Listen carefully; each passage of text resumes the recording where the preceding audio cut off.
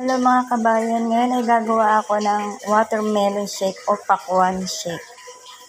Ang ingredients, pakwan lang at saka asukal. Ayan, siyempre, bago nyo ilagay ito sa blender, dapat wala ng buto. Hirap kaya nung i-shake, no? Ayan na, pakwan. Depende sa dami ng pakwan.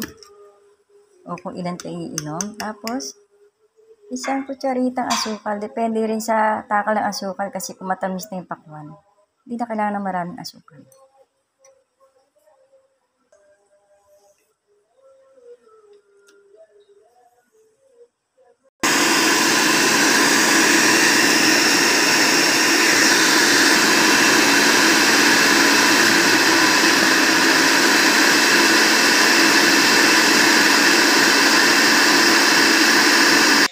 Ayan na siya.